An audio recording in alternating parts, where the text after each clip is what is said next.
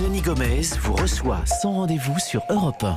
Et tout de suite, pour ouvrir votre magazine santé, notre point quotidien sur l'épidémie de coronavirus en France. À ce jour, selon les derniers chiffres communiqués par le ministère de la Santé, 2281 cas ont été confirmés, 48 décès sont également à déplorer. C'est 15 nouveaux décès de plus en 24 heures. Et actuellement, 105 personnes sont en réanimation à cause du virus. Alors parmi les dernières mesures prises pour freiner l'épidémie et protéger les personnes les plus fragiles, les visites dans les maisons de retraite sont suspendues.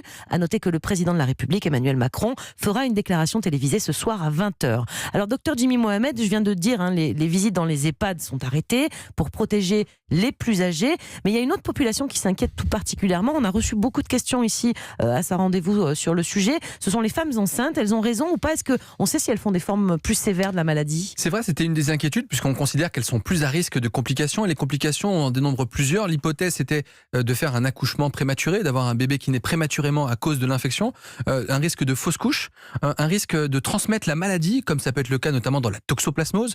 Et enfin, est-ce que les femmes faisaient des formes respiratoires plus sévères, un peu comme les personnes âgées?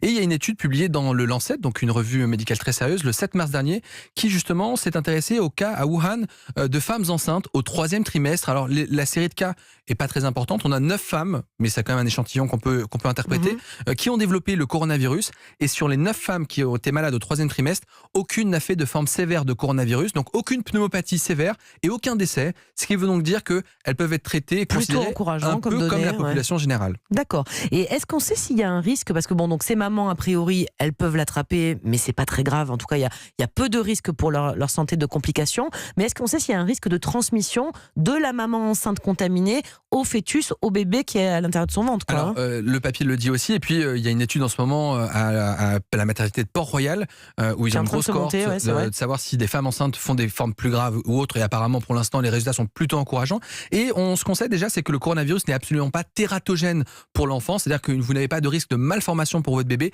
Et pour l'instant, les données sont plutôt rassurantes. Il n'y a pas de risque de transmission de la mère vers l'enfant. L'enfant va naître, lui, pas contaminé forcément. Néanmoins, si une femme accouche dans les 2 semaines qui suivent une infection à coronavirus, il est possible que l'enfant, s'il est né prématuré, soit mis un peu à l'isolement pour éviter qu'elle le rende malade, car chez de grands prématurés, on peut supposer, comme ils sont un peu plus fragiles, qu'ils fassent des formes plus importantes. Alors au final, est-ce qu'avec tout ce que vous venez de nous dire, ça veut dire que les femmes enceintes, elles doivent prendre des mesures de protection particulières? Pas plus que les autres, on se lave les mains, on évite les zones commerciales, les zones bondées, on se mouche avec des mouchoirs à usage unique, on évite d'aller faire un bisou à toute la famille. Les bisous, les serrages de main, bien sûr. Mais c'est les choses qu'on recommande finalement à la population générale. Soyez vigilants simplement. Merci beaucoup, Jimmy.